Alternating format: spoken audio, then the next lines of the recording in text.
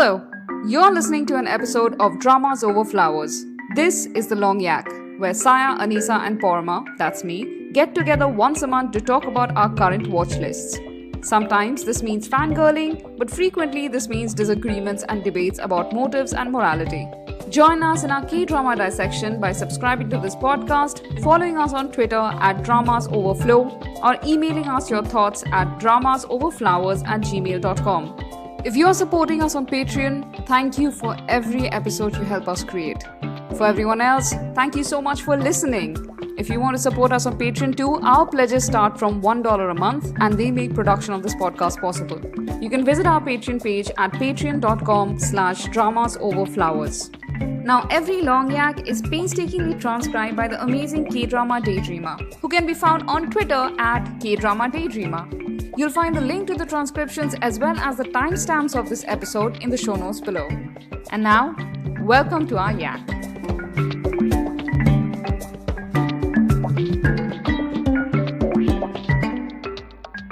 Hi everyone, this is Saya. This is Anisa. This is Porma. And let's just dive right in to the Psychometric, which is so cool. It is! I was not expecting this. It's, you know, like you're so excited about something and you watch it on your own and you're like, this is so good, I love it. And then you go to check out the fan reaction, everyone's like, eh.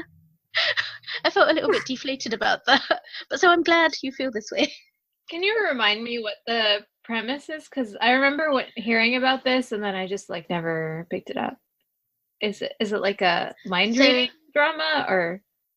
Kind of. So the main character, who is called Eon, played by Park Jin-young, who is not the Jin-young I was thinking of. So who knew there was more than one K-pop Jin-young? So there is. So I was watching him all that time being like, you don't look like Jin-young, as in, you know, the other Jin-young. No, this is GOT7's Park Jin-young, right? Yeah, but who knew there was? I'm not a K-pop person, so I don't know. There's a difference between the GOT7 one and the other one. You just lost us a lot of our subscribers, man. It's okay, guys. I know. Don't leave. But I love him. He's so adorable. But so he was in an accident as a kid, and he developed this power that when he touches something, he gets a read on its history. If it's an object, he'll get this knowledge of how it was made, various bits of information, and that's his psychometry. So when he touches people, he can maybe see parts of their history or things that they've been through, or things just random pieces of something to do with that person or object. But he has no control over it. And what happened is that as a kid, this was actually really difficult to watch that first episode, especially if you're British, and particularly if you're a Londoner and you remember Grenfell, because there was basically a Grenfell situation right at the beginning. And he and a young man who lived in the same apartment complex, I think he was a teenager or something at that point, but he's young anyway. He's his adopted young, and he rescues little Eon. Yeah, just jumping out of a window. And landing on a car, and from that point on, he had this power. So there's this. He hit his head, and from that point on, he had a head. Yeah, he had a head injury. Always the head injuries. Always with that. So, yeah. There's this overarching mystery of who set the fire and what happened, because there's some murders happened before that, and there's just that's the long mystery. And then you have a sort of, do we have week by week cases, or am I just making that up? We don't exactly have week by week cases. What we have is Eon's development. Every week he seems to reach a certain point in his in the development of his power, which is what our short-term arc is all about. Eon developing his power, which he pretty much ignored most of his childhood because he got traumatized as a child when he touched someone, found out their background, but the result of that wasn't good. So he stopped touching things. Yeah, because they treated him like a monster. Saw him as a monster, which reminds me a little bit of Yusuno in I'm Not a Robot. I knew you were gonna make that comparison. I knew. No, that's not even the comparison I wanted to make. The comparison I wanted to make is Ian. Basically, I was watching this and trying to figure out why I liked him so much and who he reminded me of, and it suddenly struck me he's basically like Chan from 30 but 17. He even looks like him. And he's got that bouncy, innocent energy, and he's like a duckling, and you want to. Oh yeah, I know. I think he completely won my heart when, like, in that first episode scene where he's hiding in the sort of like cold storage, like in the morgue.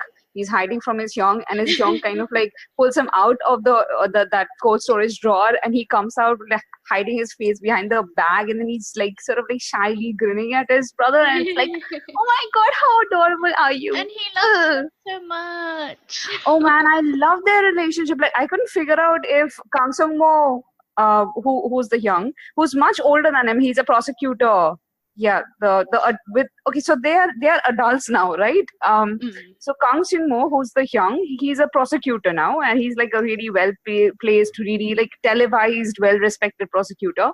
And Ian, the young psychometric boy, he is pretty much like jobless, didn't do very well in his studies, hasn't figured out what he wants to do with his life. He just wants to get into sort of like the police business as a psychometric, but his powers haven't developed either. So but the brothers seem to, like, the adopted brothers, I love their relationship. That's nice. But it's difficult to get a read on whether Hyung is like the theory that's floating around the fandom right now is so okay, I won't tell you the speculation yet, but basically no one's quite sure what his deal is, because sometimes he seems kind of like shady and other times he's like he could not, he can't be bad, but it's very ambiguous. It makes you feel like you're on tenterhooks whenever you're watching him, because you're waiting for him to do something terrible but also desperately don't want him to. Exactly. The other thing that they do with every episode is that they reveal a little more of what happened in 2005, like when Ian was a tiny boy and the fire happened. They reveal a little more of the real story.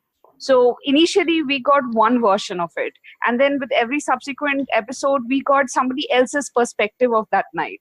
So, little by little the mystery is unfolding, and as the mystery unfolds you get to know the characters a little better. Like Ian, obviously he's the protagonist and he's a positive character. There are not many shades to him aside from the trauma that he's gone through.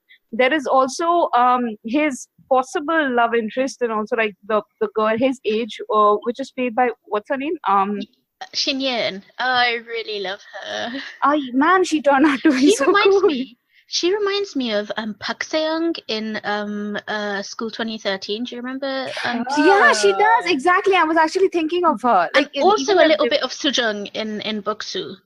Like, she's the like number one in terms of... Yeah, in that she's like a studious, really clever girl. Yeah.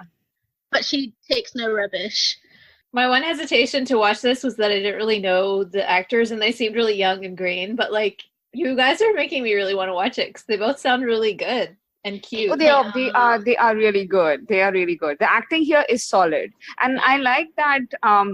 Like there are two generations here with parallel stories. The main one is of course Young and Yoon Jae-in, which is the younger generation just starting out their life, and they have their own mysteries and chemistry. But there is like the Kang Sung-mo, the older brother's generation as well. And him and his the detective who's in love with him, Yoon Jisoo.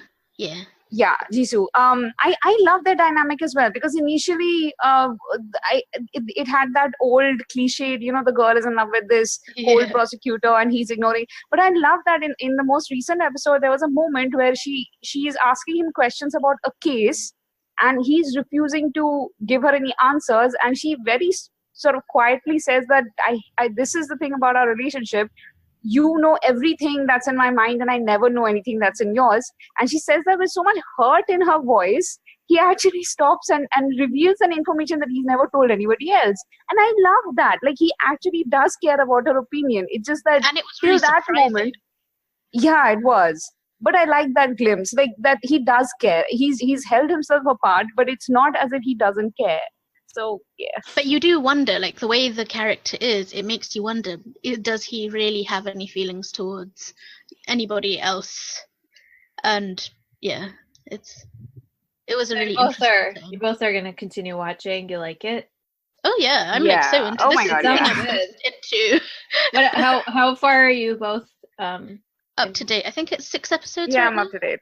Yeah, I think so. 6 episodes. I watched this the moment the moment it's out. Yeah, as soon as it airs. Nice. Yeah. Okay. Yeah. So yeah, we're definitely gonna watch this. And about the power that he has, something that I like is that because it's not as if his power is already established, and it's not like I Hear Your Voice, for instance, where Park Soo-ha, right? Yeah. Yes. Yeah, Park Soo-ha already knew the bounds of his powers. It's not like it was expanding or he was discovering new things about his powers. Whereas Eon's character here doesn't know the limits of his powers, and frequently when he sort of overdoes things, he gets a headache or he collapses. So it's like, Oh, interesting. What's really great about this is it's so funny. Like Eon as a character, he's kind of, again, he reminds me, there's just this, it's such a great dynamic to have a dim male hero.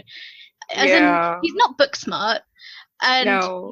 like, do you remember, like in Boksu, how Boksu would always come up with these sayings that were just slightly wrong, like the quotes? Yeah. Eon has this thing where he will say words and they'll be like, there'll be homonyms of what he was actually trying to say. Right. Or they'll just be slightly wrong, like they'll be one letter off. And and both like Noona and Hyung, Jisoo and Sungwon, they will be like, they'll just like in They'll unison. correct him. The 3 of them, in fact. And he's just like, he's so unfazed by it. It's great. Like it doesn't.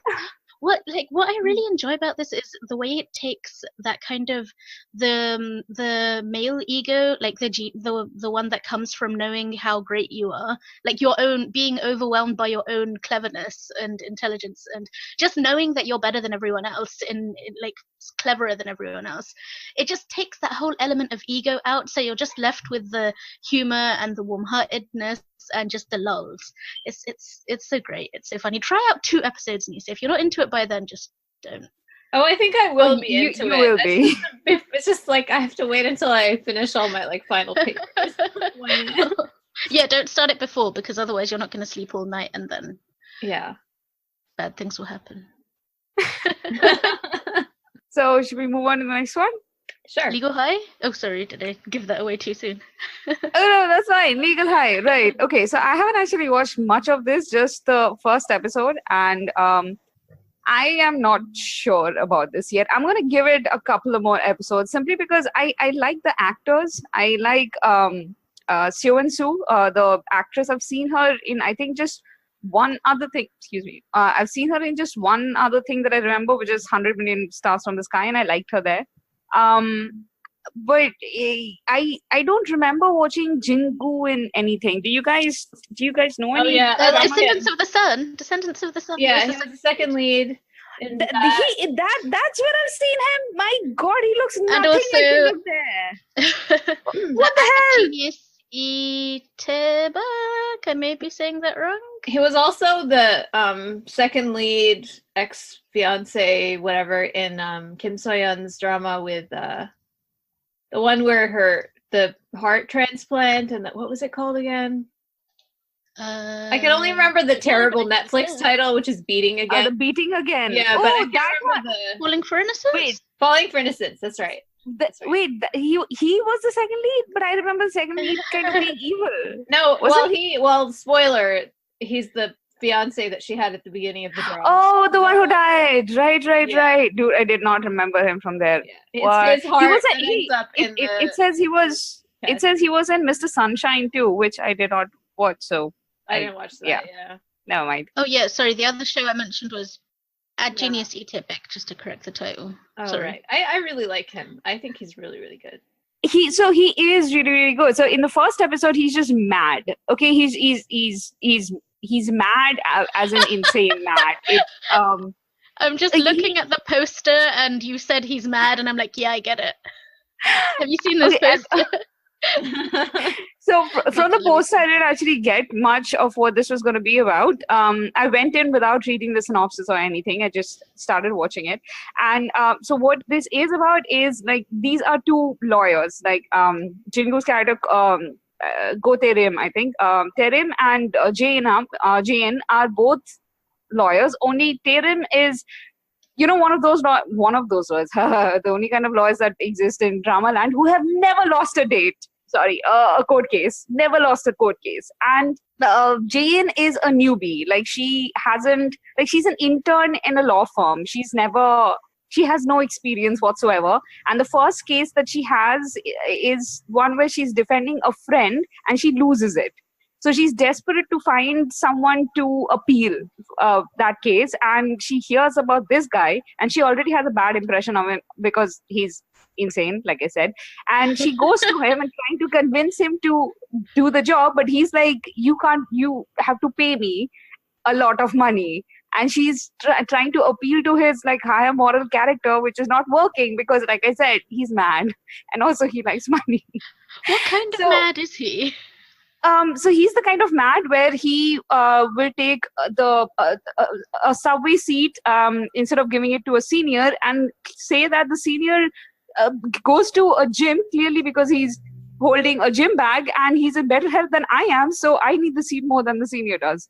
So yeah, he is amazing at spouting legal arguments, even though what he says makes no moral ethical sense maybe, but you cannot like argue back at the moment. Need someone like this. Right. So one of the final moments of the episode, which actually was something that I really liked, was that after the confrontation and everything happens, Jane like kind of becomes defeated and frustrated, and she starts walking away. And she was there when that subway incident happened. Like he spouted these arguments at her, and she couldn't say anything, and she had to go.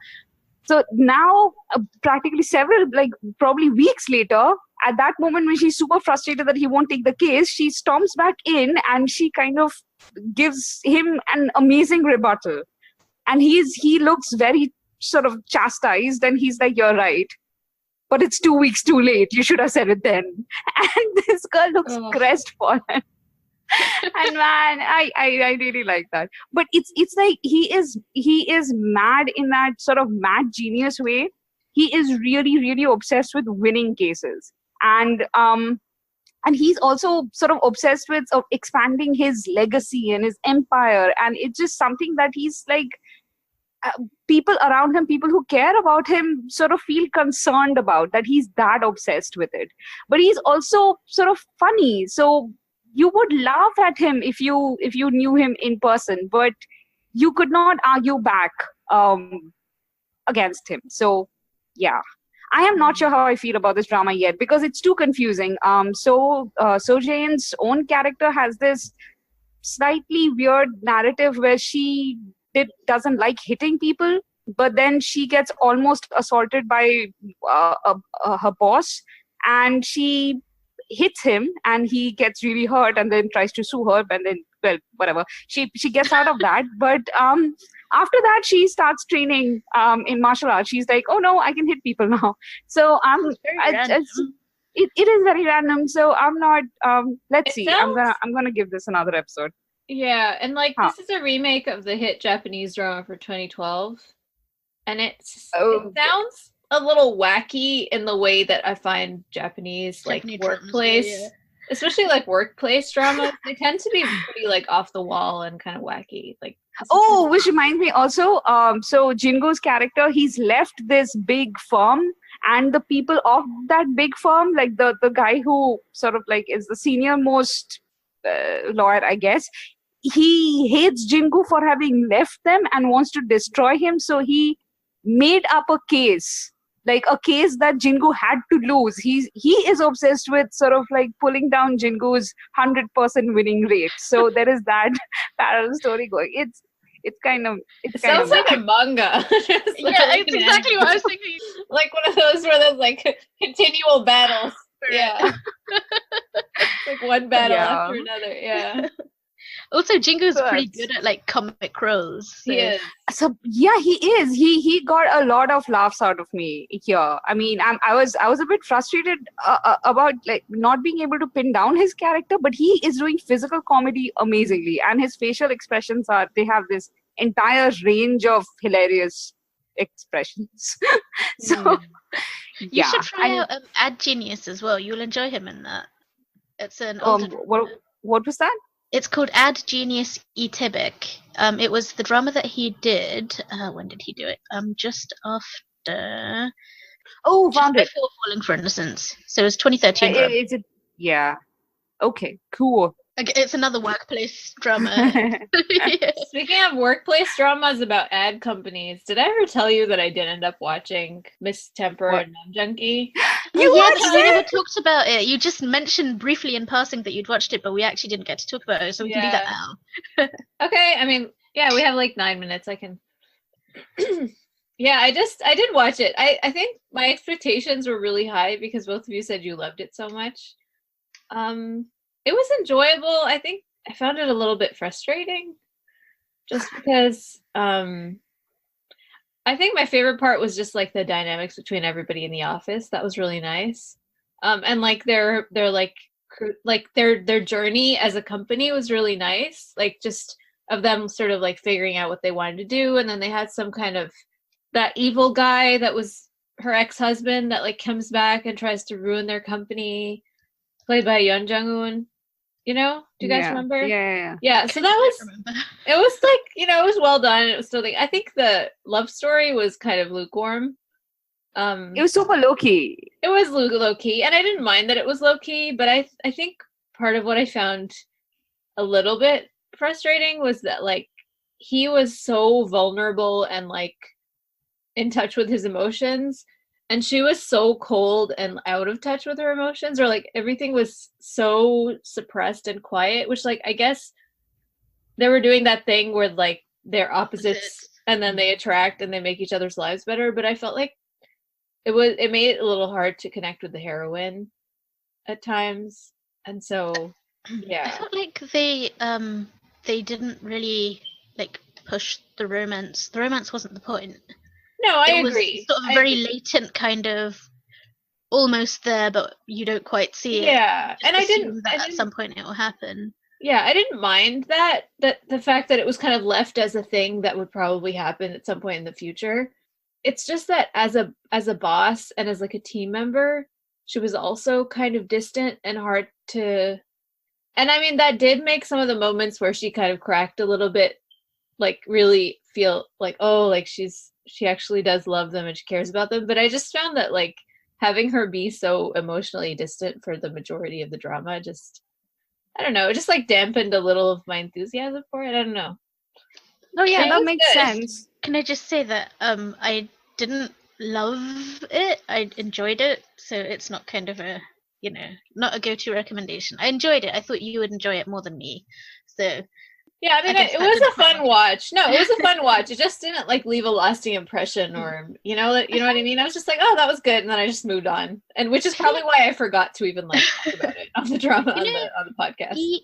Eowyn has I don't feel like I've ever seen her doing sort of a warm, bubbly kind of role. She's always done these cool, distant roles that I've seen her in. I may just not be watching the right dramas, but like to me, I kind of characterize her as a quite a emotionally disconnected, coldish kind of. I think part of it is just that she doesn't have like a super engaging screen presence. So maybe because she was playing that kind of character, and then as an actress, she's not the kind that like draws you in as much as maybe some other people that kind of contributed to it. Because I know there are some actors who have such a strong charisma that even if they play a character that's kind of reserved and whose emotions you don't really have access to, like you still connect with feel them. Yeah, you can feel like how much is under the surface. Like for example, what's his name? Jo Sang. Oh my god. Which one? No, the actor from Forest of Secrets. Why can't why coming to me? Oh yeah, Jo Sung-woo? Yes, Cho Sung-woo. Oh, I'm such a bad fan. Anyway, he is very unemotional in that for most of it. But you can feel how much is under the surface. Yeah. He is like mesmerizing in that. So yeah, I found that, but it was enjoyable. He's even better in God's Gift, which watch at your own peril. I heard about the ending, and I'm not going near that thing. So you'll be okay because you know. I guess maybe I'll just watch Life instead. Even though I hate medical Do you drama. know what? I sort of realized. I suppose it took me about 5 years to come to this conclusion, or however many years it's been. It was still worth watching despite the ending. I couldn't forgive it for a good 5 years, but now I'm like, you know what? That was still a really good drama, and I'd watch it again. Okay. So if you're prepared, you may not be as devastated and distraught and generally destroyed.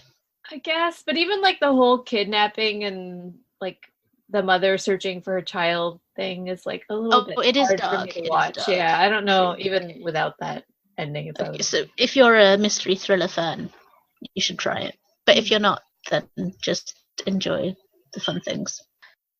So I wanted to smoothly segue from Legal High, from one legal drama to another, but yeah, we got a little waylaid by Miss Temper and Nam Jungi in the middle. Well, you mentioned Ad Genius Itebek, so I blame you. It's okay, I got the line in, so I forgive you. Yeah. And now we can finally make our way back to Touch Your Heart or Reach of Sincerity. How did you guys like the Anisa, have you watched the last 2 episodes? No, I got to the end of 14, and you both have finished it? I have. Yes. Okay. Although I feel like 15, 16 are basically like an epilogue. They are, but we shouldn't say that. Anisa hasn't watched it. She'll love it. This is like, Anisa loves this stuff. She'll lap it up. I agree. I agree. Like, the most this is how you should do fluff. Like, you know how after Secretary came, we were all like, there were 4 episodes of fluff, and it was but these 2 episodes were like fluff, but also relationship building fluff. Yeah. Okay, I'm down with that. Yeah, and I mean, I knew that all the plot stuff was over by the end of episode 14. You could tell. Maybe episode 10. What was that stalker thing even?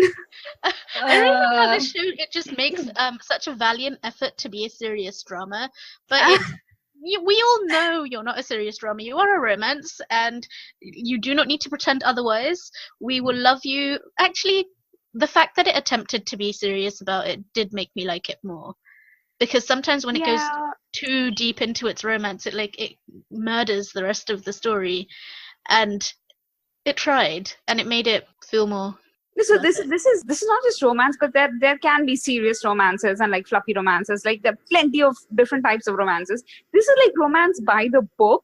There is I can't imagine a trope that has not been employed here. Like short of amnesia and like you're my sibling, sort of mysterious birth secret. No, there's no cancer, right? No cancer. Oh, no cancer. No cancer. Yes. Yes, that's always a win when there's no cancer.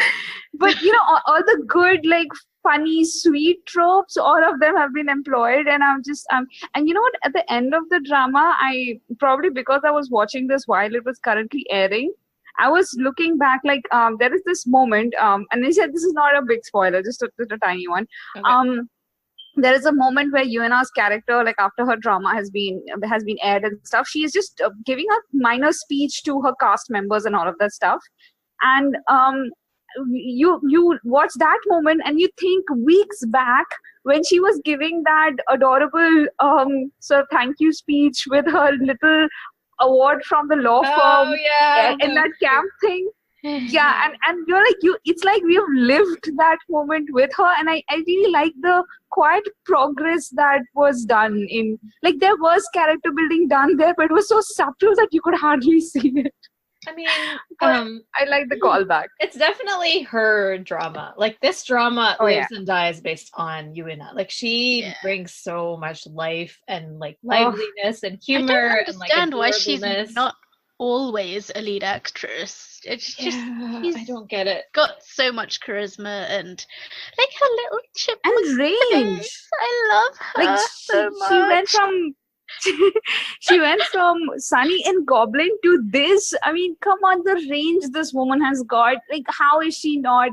She's so good. She's so good. Yeah. My issue with this drama was just, like you were saying, like, it tries to be a serious drama, or like in another way you could say that it tries to have like plot, but it never quite goes deep enough into anything, so that I'm always left with this like sort of unsatisfied feeling. Like I was like, okay, I'm on board with where you're going with this, and then it just kind of like goes a certain amount and it just stops. So like with the stalker plot line, like it could have been something a little interesting that could have, you know, had something to say about like what it's like to be an actress, and especially in this environment where like, you know, you have. Oh my god, I actually thought it was related. Like because the stories are so. I mean, how can it be? They had shot like weeks before this thing had. Was like, this not? Oh, Okay. No, I mean in the general sense of the way that we've been having sort of Me Too.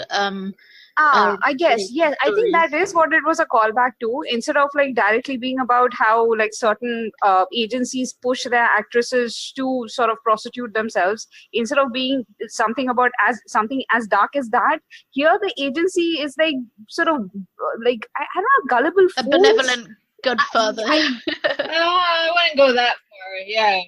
How does how does their actress get cornered in another room away from them like that anyway? Just like anyway, yeah. The agency was kind of terrible. Like I did not.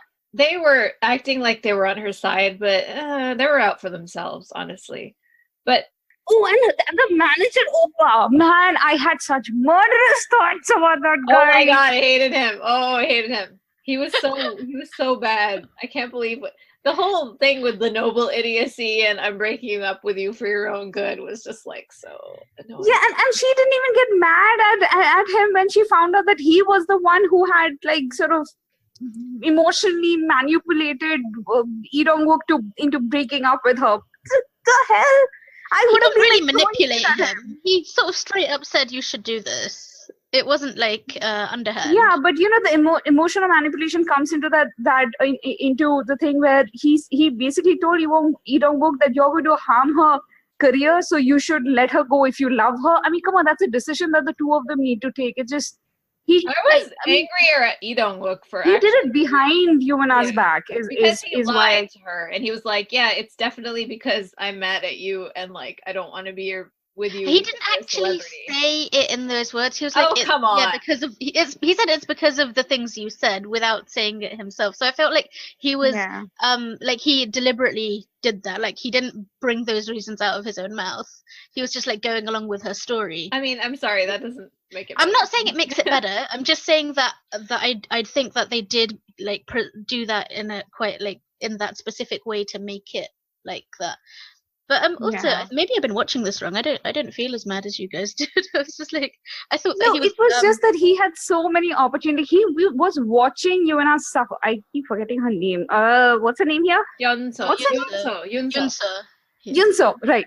He was watching Yunso suffer, like the manager Opa. He was watching her suffer every day, and he wasn't saying a thing because after all, he was out for the agency. No, I mean, come on. There were plenty of scenes after that where she was clearly crying and he was looking all guilty, but he wasn't saying anything because clearly he wanted the drama thing to get over, and I don't know, and just I mean because actresses image and all of that. I mean I was not that bothered. I feel like the agency was being an agency, so like even though I was mad, I was like, okay, they're gonna be an agency. Like basically what they see her as is an investment. Like that's what she is to them. It's a job and an investment, right? So I was like, okay, whatever. You guys are horrible, but I understand that's how things work. But with Lee Dong-wook, I was like, come on, like this whole time they were so honest with each other. They never, like it was all about open communication, and he had promised her so many times that he would be on her side no matter what. And even when the manager came up to him and was like, you should break up with her, he was like, that will never happen. And then like he has one sleepless night and then he decides to just break up with her for her own good. But don't you kind of see this whole sequence as inevitable? I almost don't blame characters for these things. They are made. Yeah, I mean it's like the episode 12 curse, right? I mean it was episode 12. It had to happen. It was episode 12, and it was precisely for that reason. I mean, it had to yes. happen. But I also feel like that meta reason of like production stuff doesn't make me forgive the drama story for doing things like that. I'm not as nice as you, I guess. That also goes back to my point about how the show just like falls short like 10% of actually fulfilling its goals, because there was a way in which they could have written it and presented it that would have been like actually would make a little bit more sense, but it just like never quite goes deep enough. Like they never quite went deep enough to the stalker backstory. You just like see like 1 or 2 flashbacks. You don't really see how deeply it affected her life. So that had not that much of an emotional impact on me, even though like you and I really did a good job selling the scenes that she had. And then like, and that's the same thing with like the breakup and makeup, whatever. The only one thing that I felt it was kind of worth it for that whole sequence of them being pushed apart is that you like watch him every day, how he's like sitting at the bus stop and going to work. Oh, I love Why is that. he taking the bus? And then there's that, and he's like totally like blank faced and he's just like working really hard. And then there's that moment where he just like breaks, cries. And then you see that this I was wiping away tears myself at that point. Yeah, and then you see that this whole time the reason he's been taking the bus is because there's this big screen of her advertisement across the street, and he can see it when he gets on the bus. And I was just like, oh, that was and really also like amazing. that actual moment when he breaks down crying, and it's like, you know, like he's racked with these silent sobs, and I found that such a powerful little and I don't think moment. that I've ever seen him cry that well before. Like he's not even that in good Goblin. at crying. No, the actor. Come on, Goblin, he was.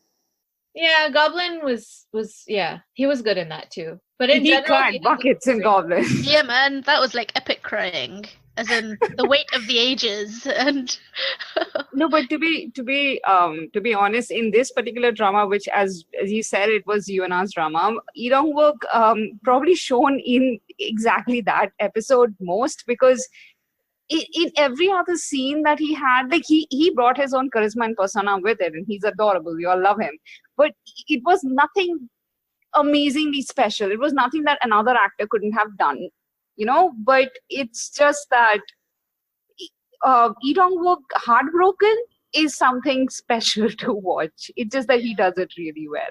At least he did it really well here.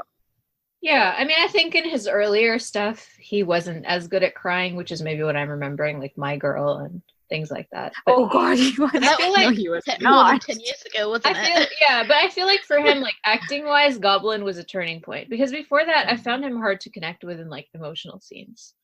So it's nice to see, because I really like him, like as a person, as an actor. So also maybe it's just like magically needs to be with Yuna all the time.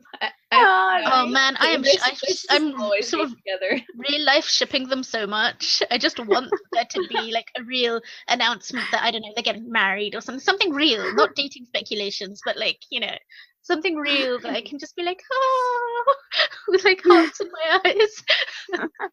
Yeah. There's just one more thing I want to mention before we move on. Sorry, Anita, did you want to go? Yeah, go ahead. I also have one more thing. About the cases that we were talking about. I totally agree with you about them being not just not deep enough, and also I felt like everything was over a little too quickly. But I was really glad that they revisited that final case, the Imuni case, you know, with the murder, because like it feels like that yak, the last yak we recorded a really long time ago, but I just listened to it like yesterday or something. So it came out just yesterday, almost. Yeah. So that conversation, like, you know, it felt like a new conversation as I heard it yesterday, because of course we listen to our own work. And you know how I was talking about the unlikeliness of someone like Sung Myung being a perpetrator rather than a victim. I really like how that played out with him actually turning out to be the victim after all. Yeah. And not the real sort of premeditated, what's it called? Was it premeditated? It wasn't premeditated. It was like a moment of passion. He was trying to protect the Noona. So apparently no, as in the Noona, the Imuni was the one who had her and her ex-husband had premeditated. So I did have an issue with that, though. I don't think it was executed very well. Like I liked two aspects of it. One is that thank you for going back to that case, because it made me desperately uncomfortable how Jong-ruk, right? Jong-ruk's character had like practically cornered him and made him admit that he was the murderer. That was just horribly It done. was awful, and I'm glad they didn't like pay penance. And it was a for that. redemption Exactly. for him to. Yes, so I like that the hero was wrong and he had to redeem himself. I really like that because you rarely get that in a romance drama. But the thing that bothered me was how they showed though I forget the original what was her name, the Noona's name, Immunity, I think. Immunity, right? So I found that a bit ridiculous. Like it's fine that she's like practically a serial killer, or rather a real con man. In that her father died. She sort of like fake killed her husband, got 2 insurances, and then went on to marry this third person while her first husband was actually still alive, but like an accomplice. But the thing that I found really weird was how on earth could she manipulate the delivery boy into murdering her husband? Even if, and how could she always they explained that, didn't they, about her priming him? They did a really bad job of it. They said that she kept asking him to come over to her house for deliveries and always presented herself in a situation where she was being abused. And it's just that that sounds very weird, that it was always so well timed. And the other thing is that how could Wasn't she possibly... the point that it was deliberate? She did that totally on purpose. She might not even have been beaten by her husband. But how could she predict that he would go and kill the guy? That it just... Why? It wasn't predicting. It was she was trying to program him. And that was the whole thing, that he was like manipulable and an easy target for her to sort of... See, for me, that was a bit too far-fetched. The whole thing is far-fetched. I mean, I found it more far-fetched that, like, Idang was able to, like, get the ex-husband's fingerprints from a glass wall that's, like, in public on the street after, like, months have passed. Really? It's outdoors. I was like, okay. That was... I wasn't taking it seriously, honestly. Yeah, actually, I think I would have liked that part of the... I think I would have liked that part of the story a bit more if instead of making the original victim like Noona into the sort of like a long haul con man type person, if it had simply been a story where like she got caught, like the police took her into custody, said that you've murdered your husband. It did turn out that she was sort of protecting the boy, and that he had come and stabbed the man, her abusive husband. Maybe she was the one who went and sort of stabbed her husband the second time. So maybe she was the one who did gave the killing blow. But this way, she sort of got out of it, not purposely. She didn't really want the young boy to sort of, get accused of murder. But this way, she got out.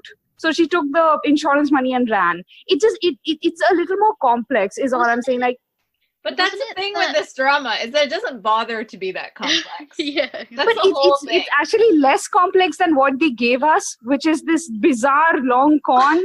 That is so much harder for me to take than this woman who did murder her husband, but was acquitted because this lawyer had found the boy who had like stabbed her husband once, and she decided to just go with the acquittal instead of coming and saying, hey, I was the one who stabbed him the second time. But so really the boy wasn't like actually a legal drama. It's just a romance drama. Dressing up it's just the simpler way to go. Why did the writer choose the simpler way to go?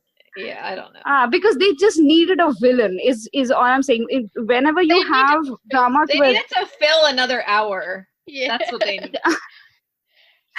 A lot of times I feel like romances in particular would just be better as 12-episode dramas. Always. They really don't need to be 16. Always 12 episodes. I think 14 would kind of make me happy. 14 gives you time for your epilogue. Can I just exactly. Go on, Anissa. You can just go on. Yeah. So the other problem with this is that it wasn't just 16 episodes, it was 16 70-minute episodes, which every episode feels so much longer. That was so unnecessary. I was speed watching it, so I kind of was, By the end, I kind of started to do that too, yeah. And the other thing I want to say is that I just really, to go back to the things that we liked about it, I just really appreciated how, I think this is one of the things that the show did really well, is the whole thing with the CEO and him, and how he had this whole thing about how he was like, fine, I'll just, I'm going to get my own redemption. And the CEO was like, what about me? What about the rest of the firm?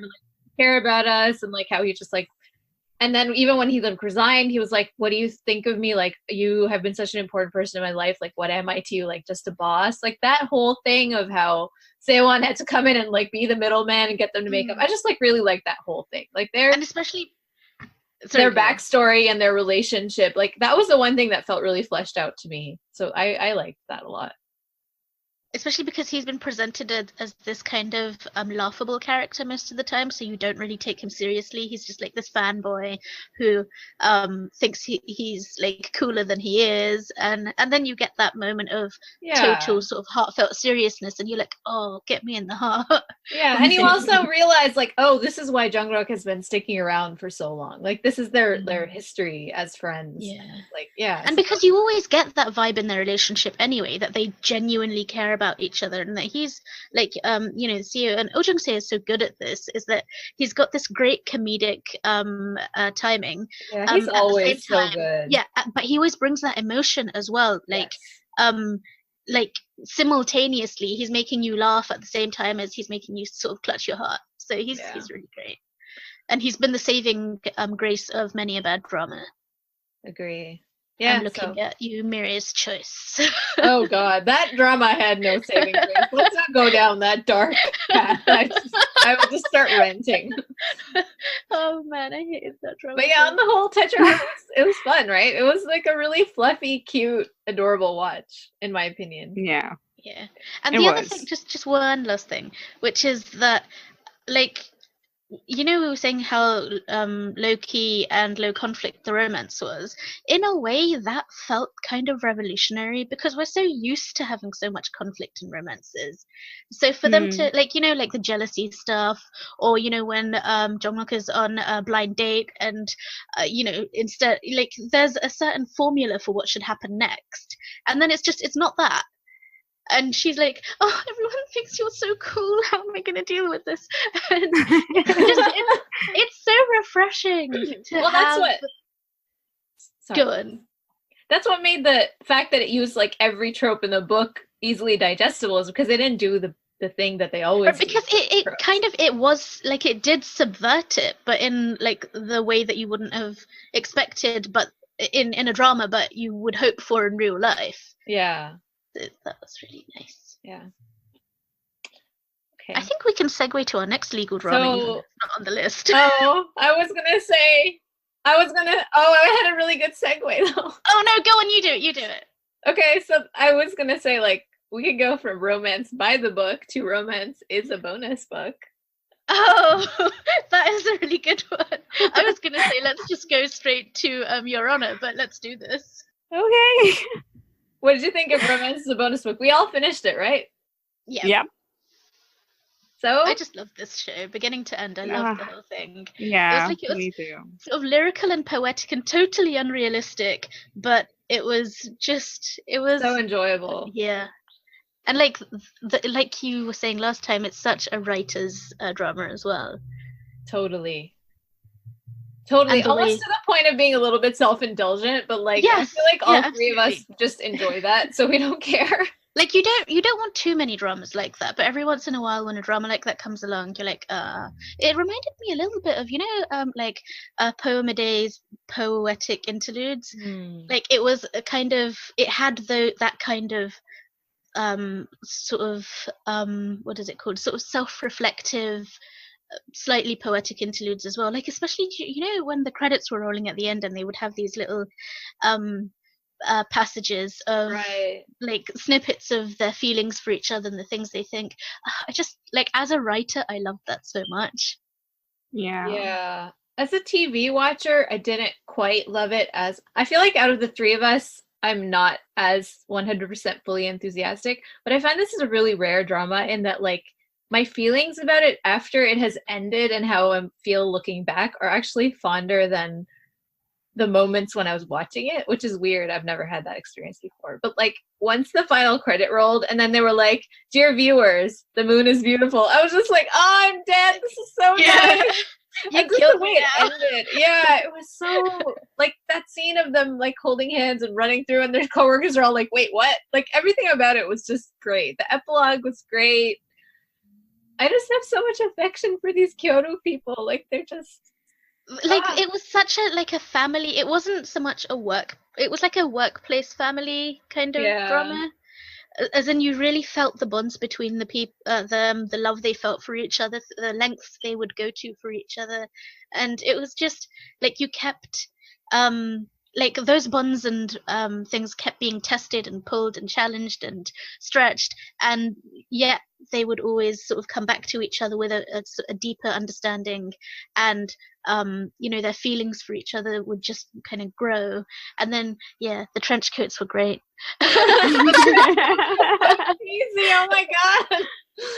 But like what you said about it being like a workplace family drama, usually when they frame workplaces as a family, I'm like very suspicious and kind of icked out, because I feel like that's a lot of times just a way for them to take advantage of the employees who don't have as much power.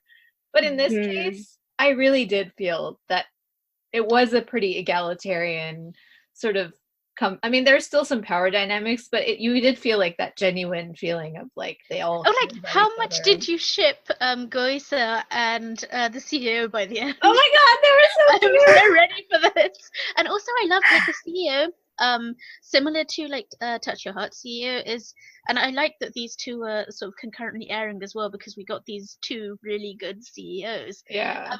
So you had you know, when that conversation that he has with Goisa at the end, where he's like, he accepts the way she is, you know, the whole button sewing scene and everything, and where he was saying that it's okay for her to be, you know, to be her, because she brings balance to the rest of them, because that's how, as in he was telling her she was important the way she was, that she didn't need to change for anybody, and she certainly didn't need to change for the company, and that because of her the company had prospered. Because like a lot of the time the impression that we might have formed ourselves up until that point at least would be that she's rigid, she's inflexible, she should be more flexible, that she should perhaps be more compassionate and forgiving and that kind of thing.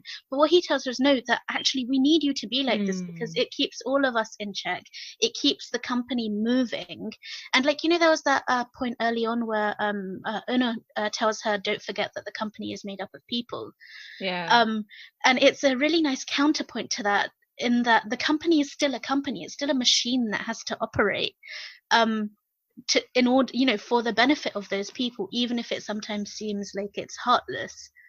Yeah, and it was such a good thing. Like you could see, and the actress is so good that you could just see in her eyes that how was like moved the best she was. thing that she had ever heard from a man in her life, and also from like a coworker. Like it was just so nice. Isn't that really, like, you couldn't have said a better thing to her to sort of it was just totally get her. It was perfect.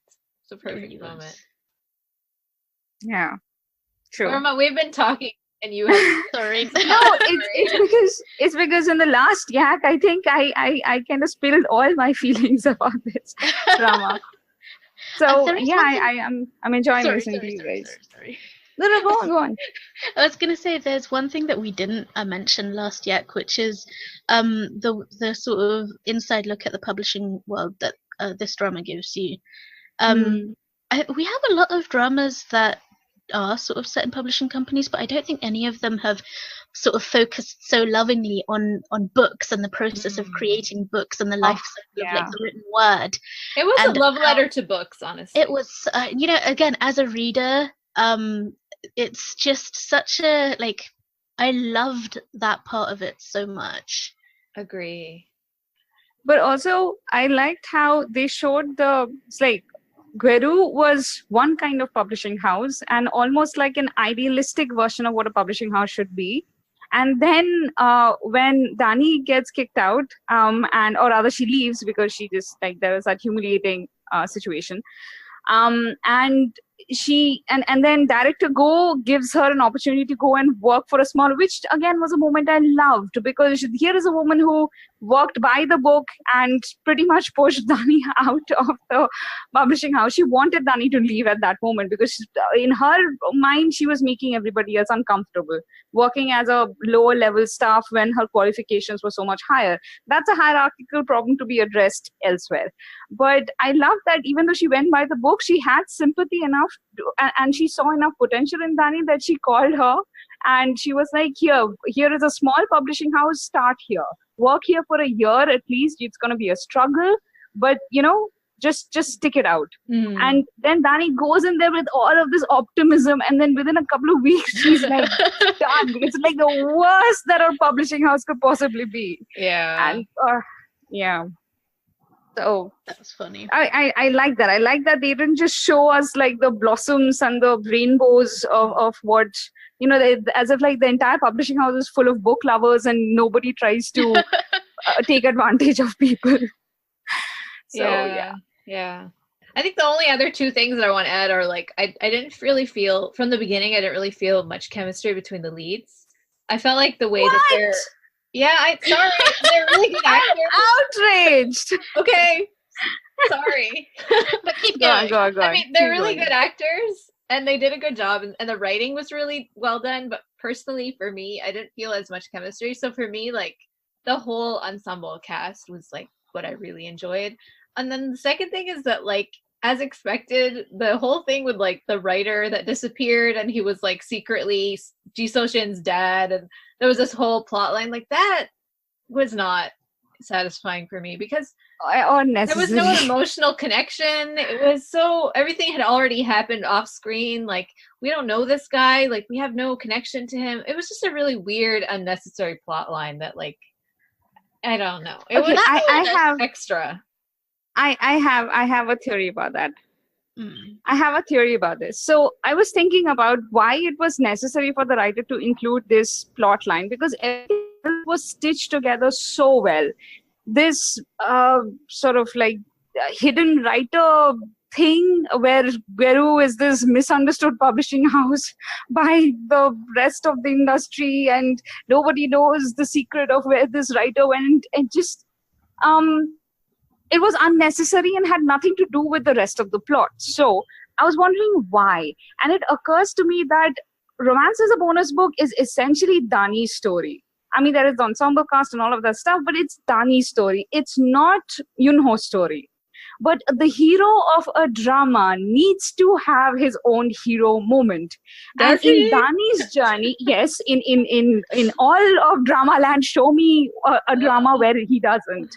Okay. My point is that Dani, like in Dani's journey, like usually heroes, they get the hero moments by rescuing the heroine. That might be in the workplace, that might be outside, that might be in social situations or in personal situations. But they get the hero moments like that. But here, Dani doesn't let this guy, it's not even that Dani doesn't let this guy, that's not Cha Yun-ho's character. He would not interfere in her journey. He's a supportive guy. And to be that supportive guy, that absolutely robs him of the, sort of the formulaic hero moments that he would have otherwise gotten. Which, by the way, as we said in the last yak, Lee Dong-bok's character gets in Reach of Sincerity. He gets all the hero moments by saving the heroine. So Cha Yun-ho doesn't get that here. So he needed his own hero moment, and he gets his hero moment by saving this dude with Alzheimer's who we know nothing about, and then quietly suffering, being misunderstood for years. Yeah, that's my theory. Okay, I mean, that makes sense, but it doesn't make me like it. No, it doesn't make me happy. I actually was quite moved by that part. Oh, it was well written, but it had nothing, like, it was completely unessential. Like, if you'd taken that plot completely out of the book, nothing would have changed. Oh, another thing is that this Romance as a Bonus Book felt like a book to me. Like I was reading a really well-written book. Now, by the way, I just did, right? No, you're right. It does feel like a book. It does, and that's intentional. Like it wants to. Mm-hmm. Yeah, because all the best parts happen through dialogue and like in your head from reading things on the screen, or from characters reading things out loud to you, or from like what they're allusions to literature. Yeah, exactly. So definitely on brand for us, I think. Can I add one last thing? Of course. Sure, and then I'll add one last thing.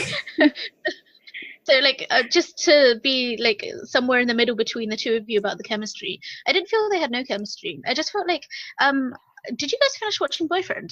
No, I did not. Which one is Boyfriend? Oh, Encounter. No, I didn't watch the last two Okay, episodes. so I haven't actually finished it, but I picked it up again this week when I was like, well, I've finished all my dramas. What can I watch now? And I just picked it up again from the Masquerade Ball. And like, you know, Bugum and his baby face and the way that Song Hye-kyo looks like his Noona, and in the same way here, Ina Young looks like she's his older brother, sister even. She does not look like his older brother. Her haircut isn't that bad. It's like... But like the other thing I think about that is that it's true that is a dynamic that comes out not just in them but in a couple of other couples that I can't think of right now, but I remember feeling it before. But also I don't feel like it's always necessary for there to be some kind of electric chemistry for people to have that relationship with each other. Again, also poem a day. Like, I feel like it's part of being able to, like, being an adult and making choices about your relationship is that you don't rely on one dynamic, like whether you have a kind of physical chemistry or, you know, a chemistry that appears romantic to other people, because you choose who you get to be with. So even if you do look like somebody's baby brother, you can still have a relationship, because that's how, you know, that's the great thing about being human, being able to make choices. That's true. I guess the only thing with when you're spending like 16 hours being on the side of wanting the couple to get together, if they have chemistry, it just makes it a lot more enjoyable. But do you feel they had no chemistry, or they didn't have the kind of chemistry that you wanted them to have? I think they had a very like low key, kind of friendly, nice chemistry, but it wasn't electric, like you said, which was fine. Like I wasn't like upset by it or anything. I'm just saying, like, it's not one of the romances that's going to go down my book of like. Okay, you guys can't see me, but I'm raising my hands right now. Yeah, what? Sorry. So my point was exactly what Sarah said, that about their chemistry. The thing is that, Anisa, maybe the kind of chemistry that you want between romantic pairs is not the kind of warm, comfortable, familiar dynamic that these two had. Yeah, which is something that I really enjoyed here. And the thing is that initially their relationship was all about whether Cha, gets the love of the girl that he's loved for decades. That was like something like 60% of the show or 70% of the drama. But when slowly, like once he starts realizing that she does care about him and he confidently starts wooing her, I loved how he turns into a man to her. Yeah, he became a man to her. Yeah, that, but also that nothing much changed. Like they were still friends. It's not like suddenly got better with like an extra dimension rather than like. What I mean by that is that till Cha, sort of like confessed his feelings to Dani or made it obvious. It was always him looking at her and willing to support her through anything. And she knew that he was there. It was a very subconscious, accepted thing. It was lovely. That was great. But now she's actively looking at him. When she suffers a blow in the workplace, she comes home to sort of like lay her head on his chest. It's just that I love childhood to adult romances like those. I love that trope, like friends to lovers. And this has been done especially well because they have kept that comfort that comes with familiarity and with like caring about someone so much that you accept their flaws and their goodness, everything. And there's very little new to discover about them, and still you find them so fascinating. It's just all of that put together. I just think their romance really worked for me because they got those elements right. So even though I wasn't feeling or sensing much physical chemistry, I didn't need that. That wasn't what I was looking for in this romance. This was the perfect romance for me. Like, it's just, I am going to rewatch this. Yeah, no, I mean, I agree with everything that you said. Like, I agree that the acting and the writing was really, really good. I just wasn't feeling it. And I mean, I'm going to rewatch this for the romance. I'm going to rewatch this for Chayuno's like amazingly long crush on Kangdani and the many ways he's expressed his love for her and she never understood. And that amazing moment when she did understand. And then she started noticing more and more of his gestures. I loved all of it. I'm happy for you. I'm just saying it's like a very personal. In the end, it's a personal preference, right? Like that's true. I appreciate that you're trying to convince me, but I'm like, No. Yeah. I completely understand what you're saying. Yeah, I'm just fangirling because I love it. okay, yeah, no, and I agree that like it was written beautifully. And it's a great drama for Lee Jung-suk to go to army on. So. Agree. Yes. Oh yeah. We're sad. Bye, Lee Jung-suk. Yeah. See you in 2 years. Have a good. We'll see you when you come back. Good idea. What is he? Is he a radio jockey or something? I have no idea. Like, he's so Saya was telling us last time we couldn't include it in the last yak, but I think he has some kind of an accident, or he hurt himself at some point, so he's I not think it in was at the regular yak, wasn't active it? duty. Oh, lost. What's up? It wasn't. I had to cut it out for time. Oh, okay. Oops. Yeah, Oh, he had an ACL injury. He was in a car accident when he was young. Oh, So it's right, quite a right. serious knee injury That's right. that he can't do active duty with. Okay. So he's in civilian. Was it not civilian? Civil duty. Something. Yeah. I So- don't know. But like we lost him, but Im Siwon is back. Yay! It doesn't even feel like 2 years, and I still haven't forgiven him for King Gloves. Oh, I So- never watched that, so all I have is my love for this thing. That's the only thing I'm going to acknowledge. It's like my dislike for that show has not faded enough for him to be back so soon. Oh. Sorry, Imchiwan. Shut he went to army and you still didn't forgive him. Like, what kind of K-drama fan are you? Well, he didn't go to army for me, Yeah, but there's like an inherent forgiveness I that suppose. is wrapped up in army. Like that's just the Unless you're- cultural. yeah. That's just Ooh, the cultural guys. momentum of going to the army. True. I have a question for you. Like, recently there was some discussion about why Korean men go to army, why it's mandatory. It's because North Korea and South Korea are in a state of Technically war, still even though it's not active. Yeah. Yeah. Um, So if they do become friends, do celebrities they'll stop going to army, right? I Not mean, for a long they- time. Because we talked about this. Maybe we didn't talk about it in the recording, but we talked about this with Odessa Jones, maybe on Twitter a while back, about the possibility of officially ending the war, and that they were in talks about this, I think, sometime last year, and they'd agreed on something. And I he mean, said they've shortened the army. They have shortened the length of by a few months, I think, of how long you have to go to army. it's like 20 months or something. rather Yeah, than and it used to be yeah, it more. used But to I be think 3 years, I think.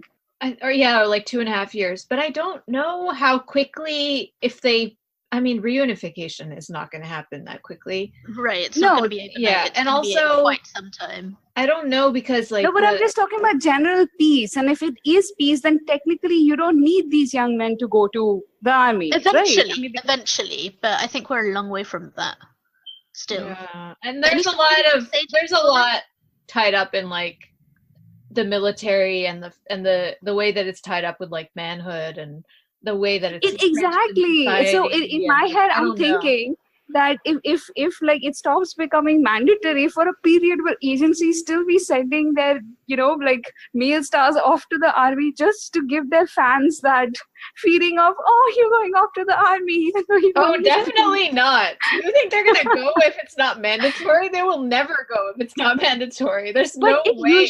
usually does good stuff for their career. I mean, Not I can't really think of. Only in that they're mean- fulfilling the duties of society, because like to shirk it is like a terrible I think thing. it's a lose-lose, honestly. Because if you go, you're not going to be in the public eye for 2.5 years and people forget about you. If you don't go, everyone hates you because you tried to get out of it. So, like, I don't really, unless you're like Yoo Sung Ho and you are a child star and everybody already knows and loves you. Like, because look what happened to, Seung-guk? not Soin-guk. I think he's okay, but like, what's his name? The guy from Park Kyu from Tamara the Island. What's his name? Im Joo-hwan. He has never reached the same level of stardom after coming back from the army. Like he just plays second lead roles now, and that makes me like genuinely sad because I love him as a lead, and he hasn't really done any lead roles since he came back to the army. But anyway, sorry, I'm like making this too long, but that's Yeah. No way. I'm the one who did the digression. Oh, you're welcome. And obviously, like there are geopolitical analysts, and people who know better about like reunification and the military and like politics. So we can. You're our listen resident to them. geopolitical analyst, though, you know. Yeah, pretty much. You know? I guess I feel like a little bit of a fraud. We But read all K-pop and Soompi, and you're like reading. I don't know. I don't even know the names.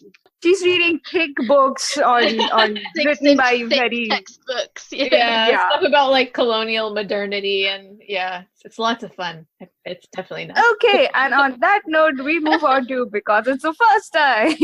Go for it.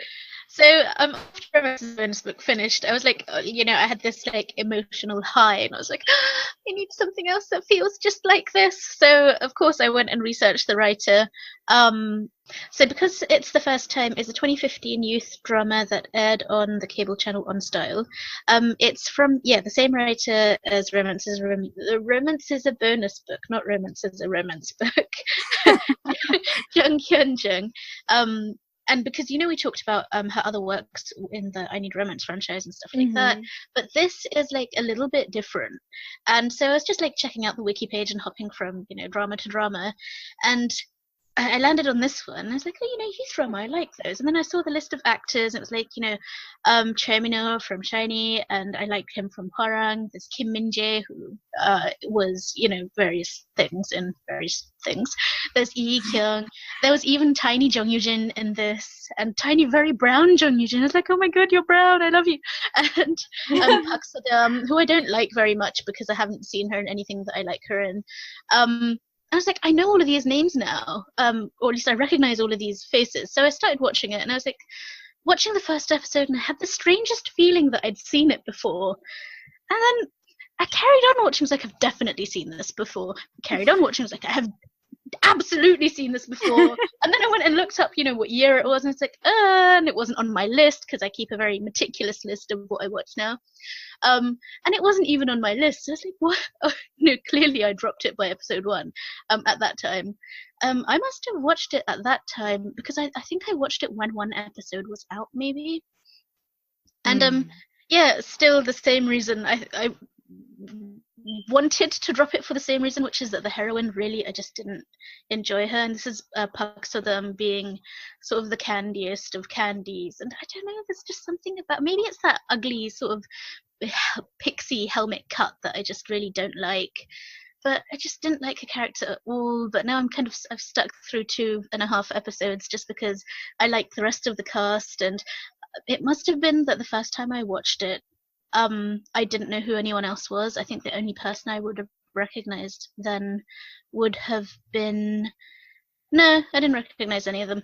Okay, so now I know all of them. But I don't even fully know what the drama is about. Why are you watching this? Writers, they tend to bring the same sort of quality to most of their works, and it's the same.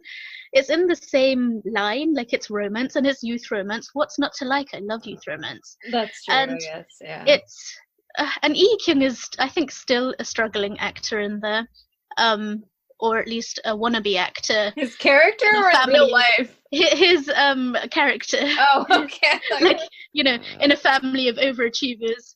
Oh, I thought you were making a judgment about his acting. No, I really like him. Oh, okay. Yeah, I like him too. I was just wondering.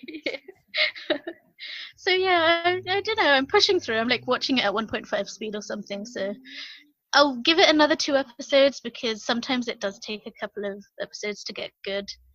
But I guess I'll come back to you. Okay. That was a very unexciting drama. No, it's fine. So last Yak, we talked about One Night in 2 Days, R.I.P.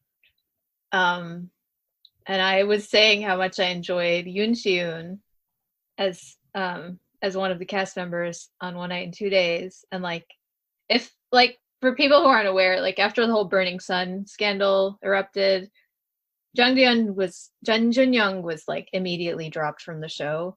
But then they were like, we're not going to air for a couple weeks. First, they were just going to edit him out and just air what they had aired. Had already recorded. Then they were like, oh, we're not going to air for a couple of weeks. We think that'll be too insensitive.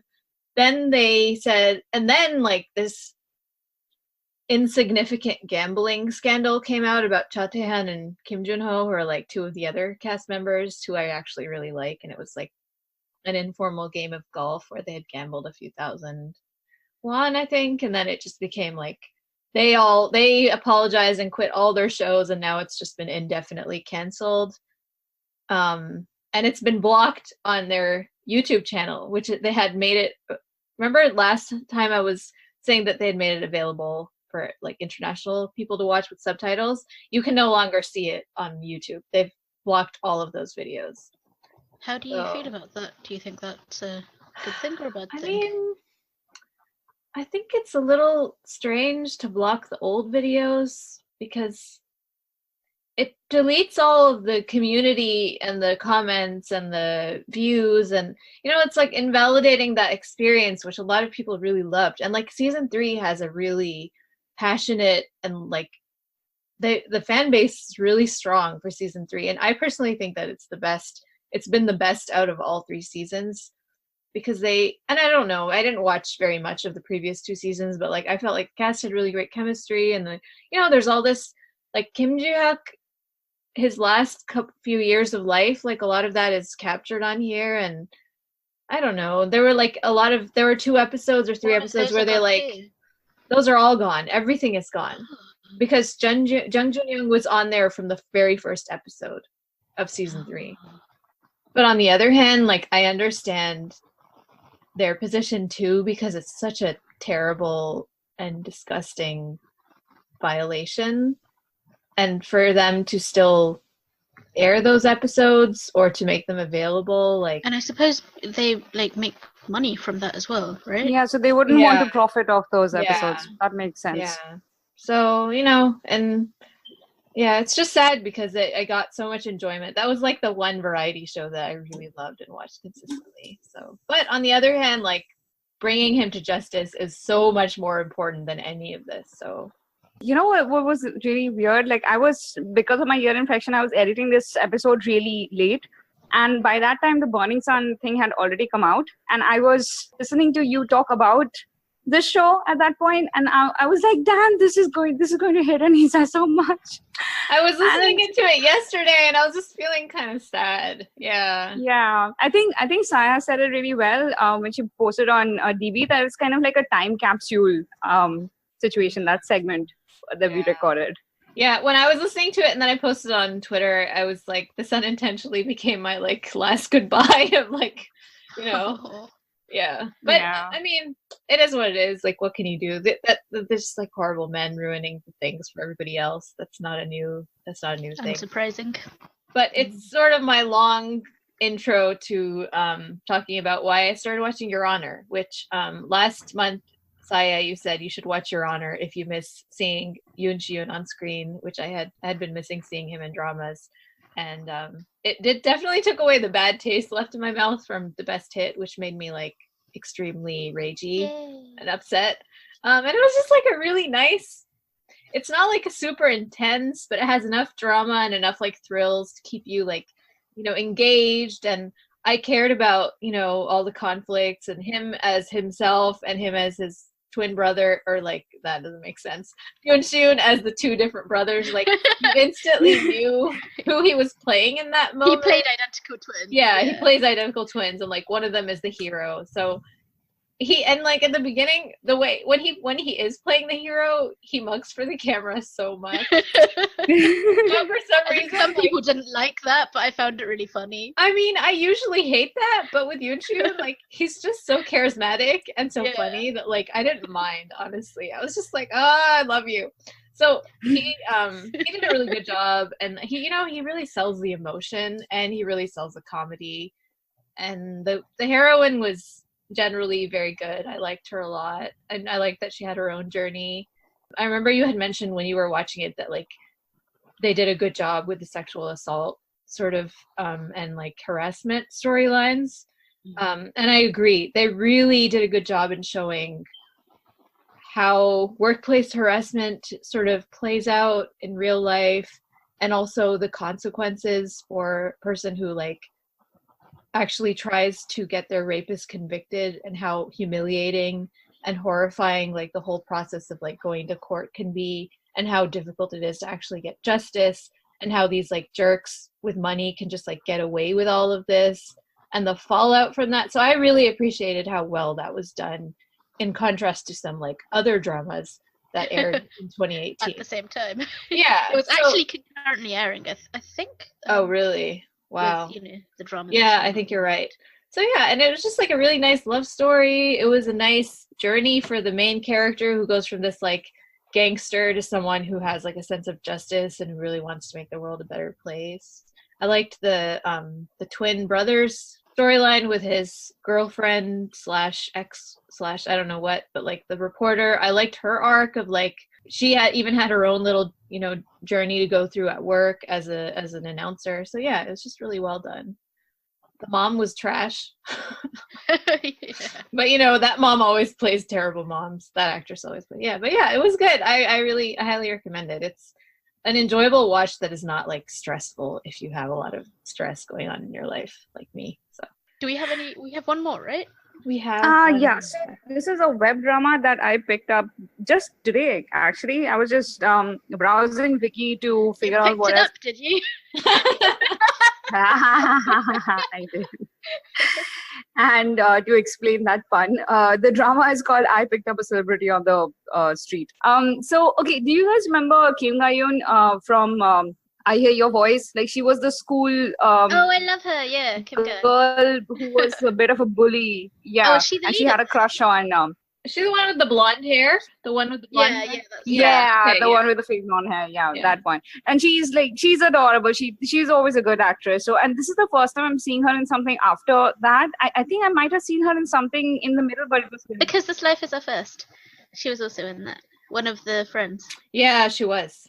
I don't have any memory of her, which tells you how that was not. We have the storyline with Kim Min-suk. Yeah. The long-term the couple that kept breaking up and getting back together. Yeah. Oh, yeah, I did not like that couple. No wonder. Yeah. Okay. So, yeah, and the thing is, so she is doing this. She's playing this character, but she's a contract employee. She's up for, the permanent employee position, but like her boss is really shit, and something goes wrong in her workplace and she gets the blame for it. Like they blame her for it. Basically, they make her the patsy. And she gets fired right before she gets promoted into a permanent position.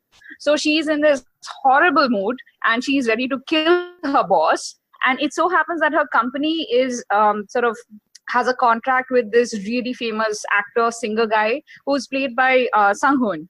And when they're showing his fan meets and stuff, they actually show the real Sang-hoon's fan meet clips from the real Sang-hoon's fan meets and stuff, which is kind of like a cute meta thing. So and I really like Sang-hoon's character here because so the first actual acting moment that you have, he's walking probably in the airport, like coming back from flight or something. And his fans are rushing towards him, and the airport guards, I think, are trying to stop them from getting to him. And then one of the guards, I think, accidentally grabs one of the girls, I don't know, waist, which is not actually that harmful, but he goes, reaches out, pulls the girl to him and kind of declares loudly that I'll not tolerate anyone misbehaving with my fans. And that becomes like an internet sensation moment. And he's later on rewatching that clip, and he's asking his, the managers and stuff, like, ooh, so has this become viral yet? Are there articles out about this yet? Yeah, so I like his character. So now the thing is that he is in a contract with the company where Kim Ga-eun's character works, and he refuses to sign the contract and runs away. And it just so happens that he is in an alley where... Okay, I have to backtrack a bit. Kim Ga-eun is in a murderous mood because her boss kind of threw her under the bus, and she is super, super drunk. She is just about ready to do murder. What she does is she takes off her shoe and kind of hits her boss on the head, but turns out it isn't her boss, it's the actor. And she recognizes him and she thinks that he's dead. So she has to hide his body, so she takes him back to her place and keeps him hostage so he can't run to the cops. As you do. As you do. And the thing is that I just watched the... No, I know. But I'm in my head, I was going, this is going to be a Stockholm Syndrome story. And I actually don't know if it is or not. But the first episode, the production value in this thing is amazing. I have not watched a lot of web dramas, but this one is I'm just. I don't know much about how the story develops henceforth, but the acting is top notch, at least from the two leads. That's a given, so I'm looking forward to their chemistry. But what I have to talk about is the intro. I had already read the synopsis, so I knew this part, like what the basic premise is of the first episode. And I went into this expecting sort of a rom-com-y situation, right? But the intro is that of like a thriller procedural. Oh, right? interesting. It completely throws you off. And when the drama starts, it starts with the moment when she's standing in this darkened alleyway with this man lying at her feet with blood pouring out of his head, and like sort of, and it's very noir, and and she has this thought in her head where she's like, murdering someone is like breaking a beloved doll, and you don't actually feel any guilt until the moment when it occurs to you that what happens when mom finds out. And that's the moment when you start panicking. And I loved it. That was so great. I can't explain it. The intro was so amazing. I'm looking at the poster, and I presume this is like the scene where there's like, someone's body is lying on the floor of what looks like a rooftop apartment, and she's dressed up in like goggles and gloves, and this is a very it's very wonky and it's very weird, and I love it. Nuts, but it sounds great. Also, I love Sang-hoon so much. I watched him in, I think, My Secret Romance. I haven't watched the full. I think I watched the first 6 episodes or so. And again, a drama that is so tropey and so 2000s that it was like a bit painful for me to watch. But I loved him in it. I really, really liked him. Yeah, I first saw him in 5 Children, and that's like a 50-episode family drama. But his storyline was with what's her name? The female lead from 30 but 17. I can't remember her name right now. Shin Hae-sun. Yeah. Yeah, Shin Hae-sun. She was like, that was like her breakout role as the youngest daughter, and her love line was with Sang-hoon, who's like this famous golf player. It was so funny in that, and their love story was so cute. Like everything about. Is the rest of the drama worth watching? Because I would watch it for these two. Yeah, it's actually really good because I like the main couple. Like the third secondary couple was whatever, but the actors were really good, so it worked. And like the parents get a little interfere-y and stuff, but it's just mainly like the story of a woman who's divorced, and she has like 3 kids, and she meets this man who's a widower. He has 2 kids, and it's like their love story of finding each other again. If you're in the mood for family drama, then I think it's good. Like, it does drag in some parts, but you can just skip those. Did you know that someone was 36? Wow, really? He looks at least like he looks 25. He does. Yeah. No, I really like him as an actor. He's so funny. Like, usually people who are that good looking are not that funny. He's also in this atrocious, terrible, awful drama. Noble My Love? Noble My Love, yes. Oh my god, don't watch it. It's the worst. The acting is so painful. The writing is so cringeworthy. The production quality is so terrible. It's so problematic, like, in terms of the way that they treat each other. It's the worst. Yeah, don't ever watch it. Shall I read you the two-line summary? Yeah. Lee Kang-eun is a wealthy heir who is attractive, but he cares little for the feelings of other people. Cha Yun-seo, who is the heroine, is a cheerful and lovely veterinarian who runs her own animal hospital. After the two meet in an unexpected crisis, can feelings of dislike turn into feelings of love? Just imagine the worst possible version of that story, and that's yeah, because that sounds quite typical, doesn't it? Like, but it's the worst. It has a chaebol candy. Yeah, like he treats her like an insect for the first half of the drama. It's just the worst. Yeah, I'm not even gonna talk about it.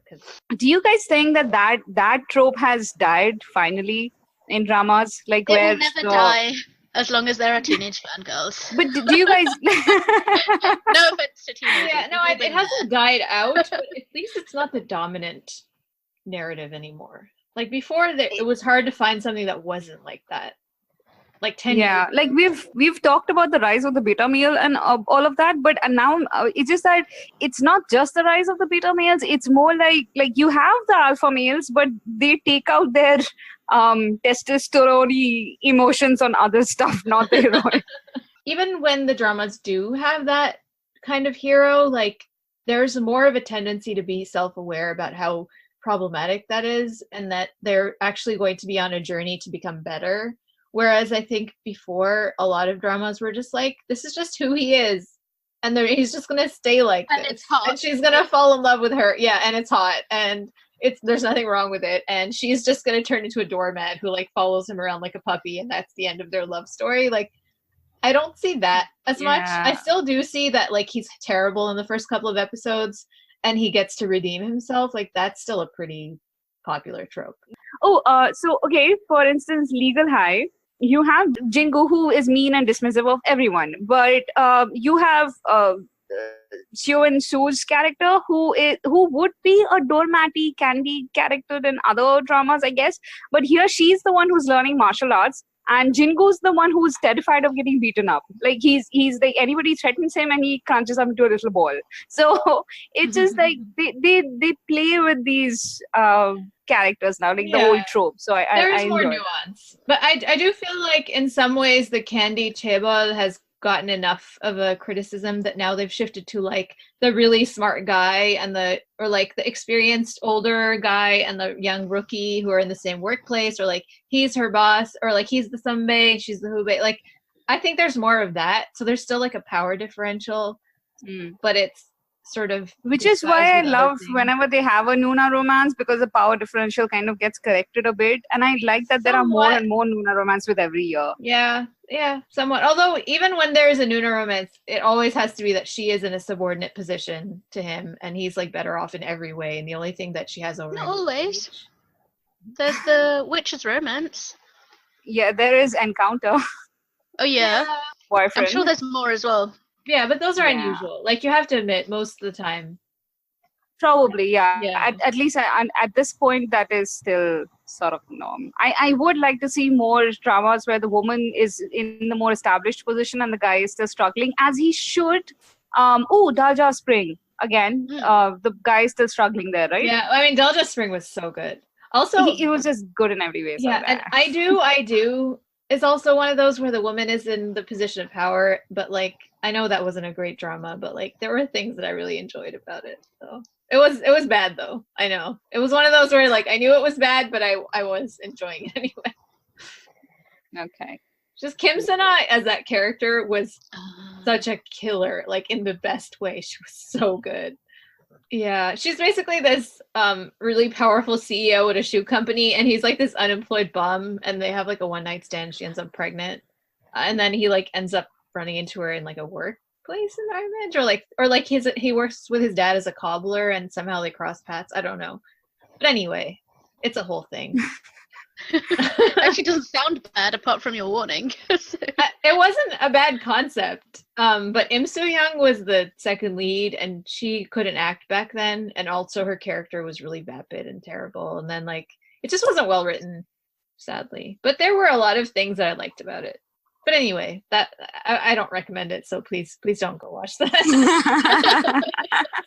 So, all that, and then you end with, I don't recommend it. Well, I guess that's what I'm saying is like I haven't really found a lot of satisfying good dramas where the woman is older and she's also not like in a really disadvantaged position, at least in the beginning. Yeah. You know, it's like they have to balance out the fact that she's older and she somehow has power by making him like richer, more successful, better looking, you know, all of those things. We can hope for like from those dramas that have built up certain tropes that we never expected to see in these dramas, we can hope for even better ones in the future. Yeah, like every drama paves the way for a better drama. Agree, for sure. So Okay, that wraps up our drama list, doesn't it? It does. Pretty much. Yeah. Cool. Aw. Before we move on, I haven't actually watched this, but I've been hearing really good things about Spring Turns to Spring. I think that's what it's called, with Kim Hye-ja. It's also known as Radiant. Yeah. Okay, that's the one that I really want to watch. Okay, it's got Han Ji-min, Kim Hye-ja, Nam Joo-hyuk, and Son Ho-jun. This is the one we were making fun of about like amazing women, and which one is not like the others? Nam Joo-hyuk, yeah, that one. But I definitely am gonna watch this because I've heard so many good things about it. So yeah, I just wanted to like give a shout out to that because I know a lot of people have been loving it. I've been planning to watch this as well, so Yeah, now that like my two favorite dramas are kind of done for like this is it. 2019 has peaked with romance. Is a bonus book for me.